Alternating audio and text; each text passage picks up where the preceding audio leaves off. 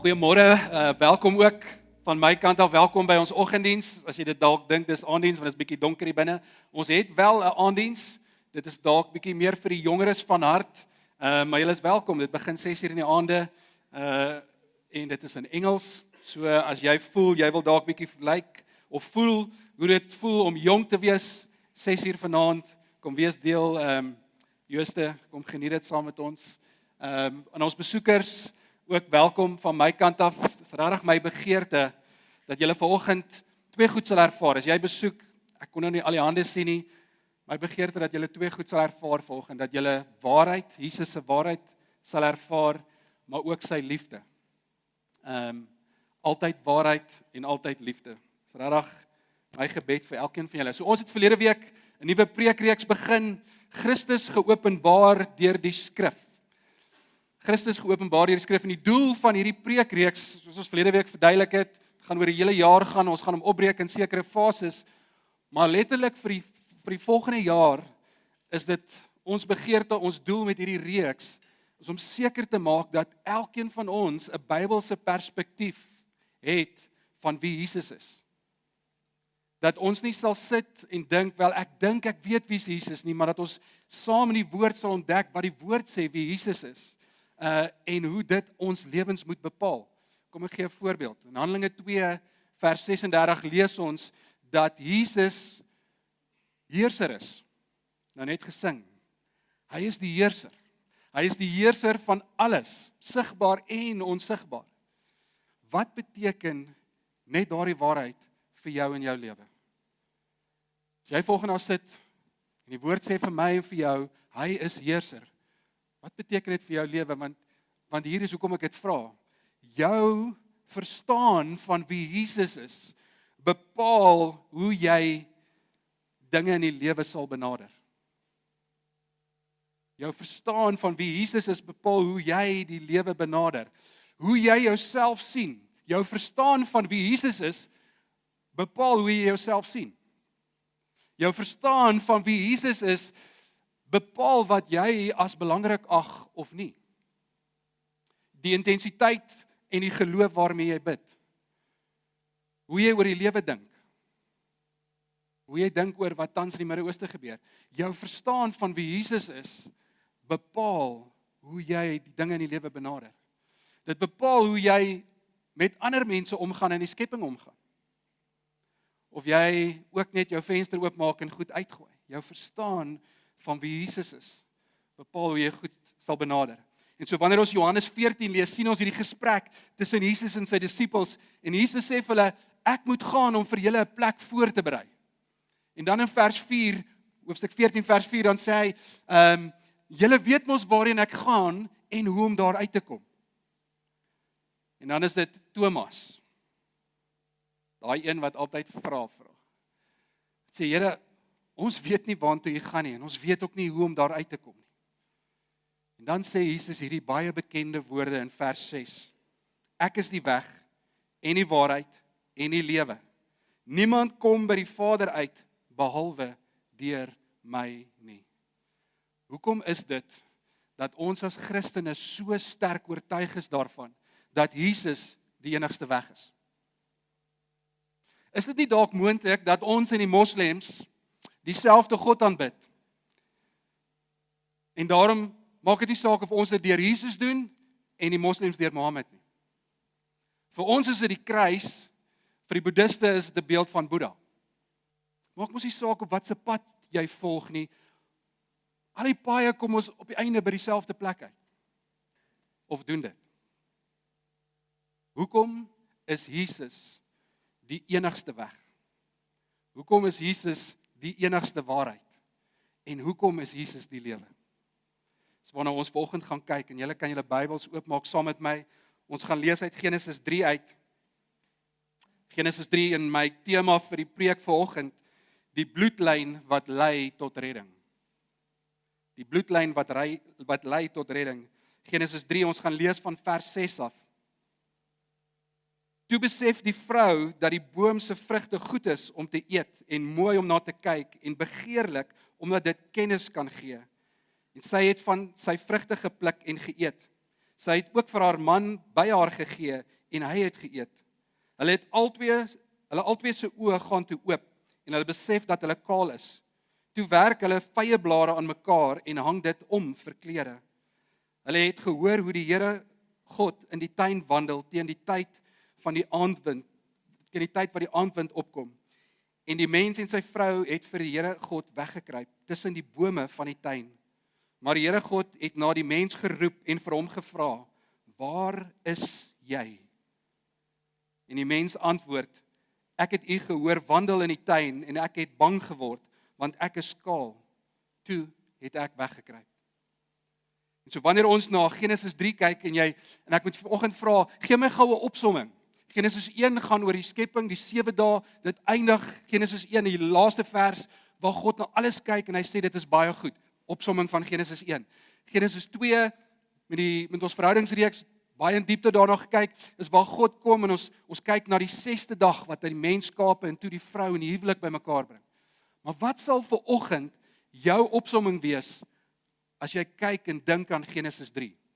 Ek dink vir meeste mense, en dis nie verkeerd nie, sal ons sê Genesis 3 gaan oor die sondeval. Dit gaan oor die gevolge van sonde. As gevolg van sonde was daar skaamte, shame. Daar was skeiding en daar is vrees. As gevolg van die feit dat Adam en Eva wat ons hier lees, van die verbode vrug eet, het sonde in die wêreld ingekom. En dit wat God geskaap het om baie goed te wees, daardie prentjie is vertroebel deur sonde wat in die wêreld ingekom het. Maar hier is die ding, Genesis 3 gaan nie net oor die sondeval nie. Hier in die middel, in die oomblik van ons vat, ons pluk, ons eet, sien ons ook in die middel van die mens se sondeval, die verkondiging van die evangelie. Genesis 3 is die eerste plek in die Bybel waar redding verkondig word. Nog voordat God vir Adam en Eva uit die tuin uitstuur, nog voordat enige ander mens bestaan, nog voordat daar moslems, boeddhisme of enige ander geloof is, sien ons die openbaring dat Jesus die weg is. Jy sien, sonde het nie God verras of hom kant gevang nie. Alhoewel party mense so dink. Hier in die midde van sonde wat in die skepping inkom, verkondig God self verlossing deur na Jesus te wys. En ek wil dit vir julle uitwys vanoggend. Julle kan gaan na vers 15 toe. Vers 15 staan: "Ek stel vyandskap tussen jou en die vrou, tussen jou nageslag en haar nageslag. Haar nageslag sal jou kop vermorsel en jy sal hom in die hakskeen byt." God openbaar 2 dinge vir ons hier in vers 15. Daar sal vyandskap wees, eerste ding, en daar sal ook verlossing wees. Daar sal vyandskap wees. Ek stel vyandskap tussen jou en die vrou. Konflik tussen Satan en die vrou wat die mens verteenwoordig. Nou as 'n jong seun het ek geglo die duiwel is 'n slang. En daarom moet ons alle slange doodmaak. Ek onthou as 'n laerskool seun het ek my ouma en oupa het by ons gebly en my ouers het vir my broer, hy's 5 jaar ouer as ek, 'n huisslang gekoop as 'n troeteldier. En my oupa en ouma het daarop aangedring dat my broer in die buitekamer gaan bly. Want hulle bly nie onder dieselfde dak as die duiwel nie. Ons lag, maar ek weet hier's 'n paar mense wat dit geglo het. En so met wie is God besig om te praat as hy sê ek stel vyandskap tussen jou en die mens? En soos enige goeie blokkies raaiselboek kry ons die antwoord in die agterkant van die boek. Openbaring 12 vers 9 staan daar: "En die groot draak is neergewerp, die ou slang wat genoem word die duiwel en Satan, wat die hele wêreld verlei. Hy is neergewerp op die aarde en sy engele is saam met hom neergewerp. Daar sal konflik wees tussen Satan en die mens, nie tussen 'n slang en die mens nie. Hoekom dink julle is dit dat ons soveel teestand en konflik ervaar in die lewe wanneer ons opstaan vir wat reg is? Ek kry baie keer die vraag, hoekom is dit dan nie dat mense wat so goddeloos lewe, dit lyk of dit altyd net goed gaan met hulle? Die ou wat nie dinge volgens die boek doen nie, dis hy wat altyd die bevordering kry in die maatskappy. Maar ek wat opstaan vir dit wat reg is, kry altyd net teestand. Dit is omdat daar konflik is tussen ons en die duiwel en die demone. Daarom sê Efesiërs 6, ons stryd is nie teen vlees en bloed nie, maar teen die bose geeste in die lig. Die gevaar wat julle vanoggend moet hoor, is dat ons funksioneer van 'n plek af waar ons nie regtig glo dat daar 'n geestelike riem is nie. Of dat ons nie regtig daarom aandag gee nie. En eerder na logiese redes kyk of soek hoekom dinge gebeur. Paulus vermaan ons ook in 2 Korintiërs 2 vers 10 en 11, dan sê hy, ons moet eintlik die planne van die duiwel ken. Hoor wat sê hy, sodat ons deur die Satan bedrieg sou word nie, want ons is met sy planne nie onbekend nie. Ons kan nie funksioneer van 'n plek af waar ons dink die geestelike riem bestaan nie. Ons moet sy planne ken. Ons moet die skrif hier sien en wat God besig is om aan ons te openbaar aan die begin. Daar sal konflik wees tussen die mens en Satan. Die duiwel sal aanhou probeer om te steel, te slag en te moor. En hy kry dit reg om deur ons van die waarheid af te weerhou. Terug na vers 15 toe. Daar's 'n tweede vyandskap wat ons sien.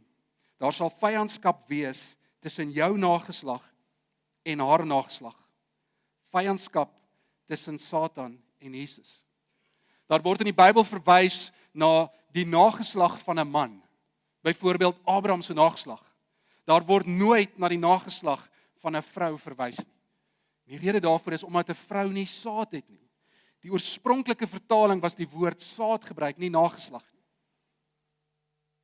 En so wanneer God kom en hy verwys na die saad van die vrou in hierdie vers, dan is hy besig om te verwys na Jesus wat in vyandskap sou staan met die duiwel. Galasiërs 4 vers 4. Maar toe die volheid van die tyd gekom het, het God sy seun uitgestuur, gebore uit 'n vrou, gebore onder die wet. Jesus is nie gebore uit die saad van 'n man nie. En daarom verwys Paulus in hierdie skrif na gebore uit 'n vrou. So reg deur die woord sien ons hierdie konflik tussen Satan en Jesus. Ons sien gebeure waar Satan probeer om die bloedlyn van Jesus te stop deur om Jesus aan die hakskeen te byt. Kain maak vir Abel dood. Die regverdige seun sterf. Maar deur die genade van die Here word Set gebore. Die duiwel kom en hy besoedel die hele wêreld met goddeloosheid. En daar kom 'n vloed wat alles verwoes, behalwe 8 mense. Esau probeer vir Jakob doodmaak. Jakob het sopas die belofte ontvang van God dat deur sy saad daar verlossing sou kom vir die wêreld. Farao gee bevel dat alle babaseentjies, alle Hebreëse babaseentjies in Egipte in die Nylrivier verdrink moet word. Kan julle sien hoe Satan deur die byt van die hakskeen die bloedlyn van Jesus probeer stop sodat hy die koms van Jesus kan weerhou? Saul vir amper 'n dekade probeer vir Dawid doodmaak. Die een uit wie se bloedlyn die koning van konings sou kom wat vir ewig op die troon sou sit. Herodes, toe hy hoor dat die koning van konings gebore is, gee bevel dat alle seuns 2 jaar en jonger doodgemaak moet word. Weer sien ons die byt van die hakskeen. Lees Lukas 4 vers 29. Jesus staan in die sinagoge en hy's besig om met Jesaja 61 uit voor te lees. En dan verwys hy na homself deur te sê, en in julle midde het hierdie woord vandag tot vervulling gekom. En die mense vat hom uit en wil hom by 'n afgrond afstamp.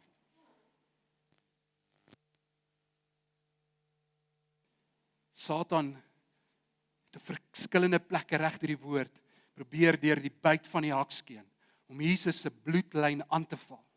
Ons sien die vyandskap. Om sodoende Jesus se koms te probeer verhoed. As gevolg van sonde was die wêreld vertroebel. Maar as gevolg van sonde is daar ook vyandskap. Wat ons hier sien in vers 15. Maar daar is meer wat Jesus openbaar, wat God openbaar in vers 15, as net vyandskap.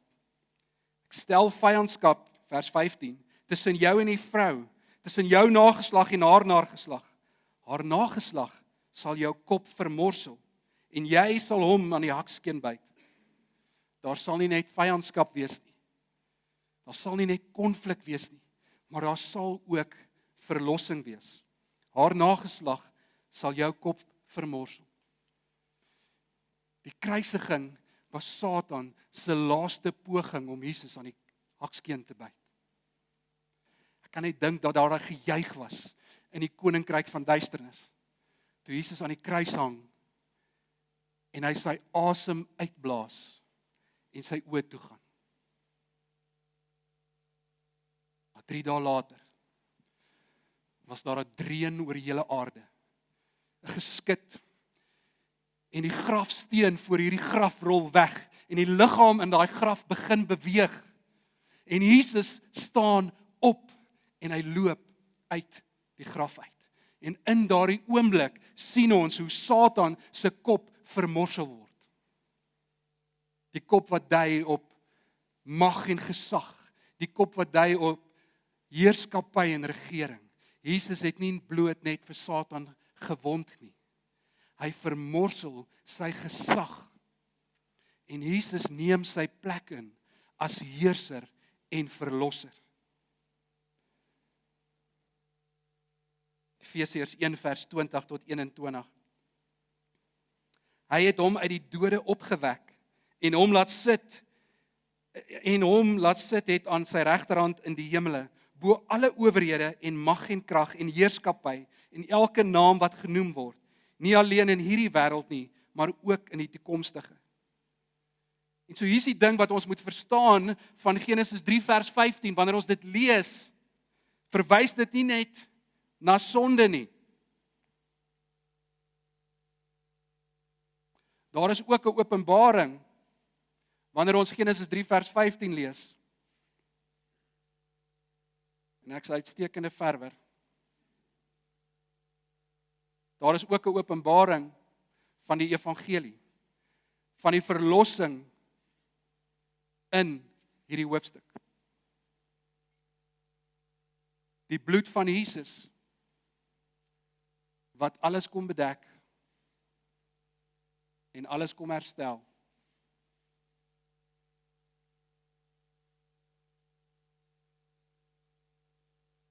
Wanneer ons Genesis 3 vers 15 lees, sien ons nie net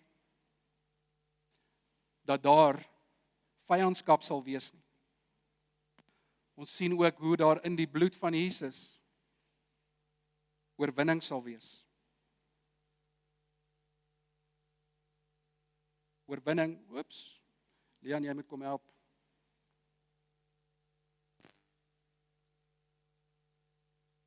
Oorwinning teen enige stryd, enige vyandskap, enige taktiek wat Satan mag hê om ons as die mens te probeer uithaal. Om ons as die mens te probeer teestaan dat ons nie by die waarheid van Christus uitkom nie. Dankie.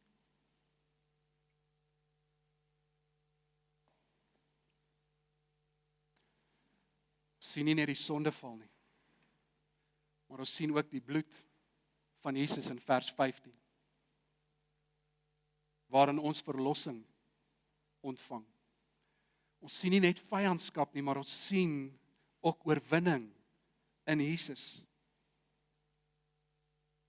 In Genesis 3 sien ons nie net die verkondiging van die evangelie nie. Ons sien ook 'n demonstrasie van die evangelie. Nie net skree die evangelie uit vanaf hierdie plek waar die mens in die middel van sy sondeval is nie. Ons sien ook hoe God kom en hy kom demonstreer hoe Satan se kop vermorsel word. Vers 21. Daarna het die Here God vir die mens en sy vrou velklere gemaak en hulle dit aangetrek. Adam en Eva kom en om hulle skaamte te bedek, gebruik hulle vyeblare en hulle weef dit saam en hulle maak vir hulle klere en hulle trek dit self aan. En so ons sien van die begin af van die sondeval hoe die mens daarop gefokus is om uit self uit te bedek eerder as om te herstel. En in vers 21 kom wys God vir ons hoe hy herstel gaan bring, hoe Jesus Satan se kop gaan vermorsel. Deur die vloei van 'n onskuldige dier wat moes sterf, deur die vloei van daardie dier se bloed, gebruik God die vel van daardie dier om klere te maak vir Adam en Eva. En hy kom bedek hulle. Deur die vergieting van Jesus se bloed is daar vir ons verlossing, is daar vir ons oorwinning vir die wat glo. En in daardie oomblik moet ons verstaan, wanneer ek kom by daai punt waar ek sê, ek bely my sondes, Here, en ek glo dat U die verlosser en die saligmaker is. In daardie oomblik kom beklee God ons met regverdigheid. Hy kom herstel ons in verhouding met hom. Hy kom maak ons deel van sy bloedlyn. 1 Petrus 2 vers 23. Want julle is wedergebore, nie uit verganklike saad nie. Hoor julle die saad? Maar uit onverganklike saad wat nie vergaan nie, Rudo. Deur die lewende woord van God wat tot in ewigheid bly. Die evangelie boodskap was God se plan om skepping met homself te herstel. En Jesus is die weg om deel te word en deel te raak en deel te wees van God se onverganklike bloedlyn. Wat is die waarheid wat in hierdie teks vanoggend vir ons opgesluit lê? Ek weet nie waar jy jouself vanoggend bevind en hoe jou lewe lyk nie. Watter skaamte daar dalk is wat jy probeer bedek nie. Die boodskap van die kruis is nog steeds relevant en is nog steeds lewend. Net so weet ons dat die gevolge van sonde, skeiding, skaamte en vrees nog steeds relevant is.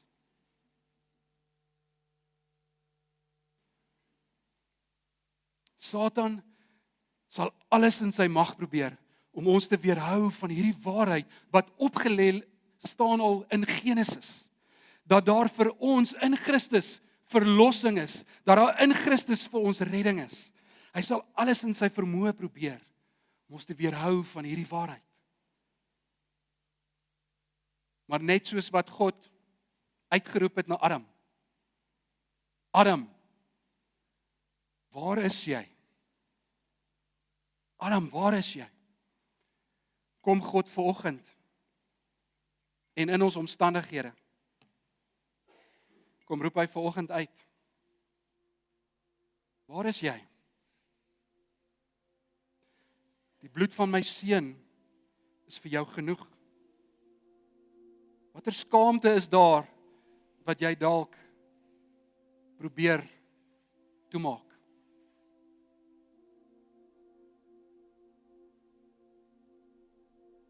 Voel jy vanoggend verwyder van God?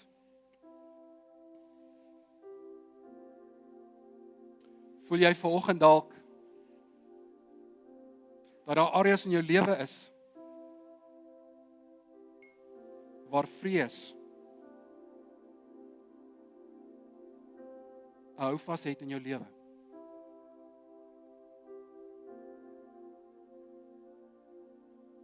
God se reddingsplan was van die begin af sy plan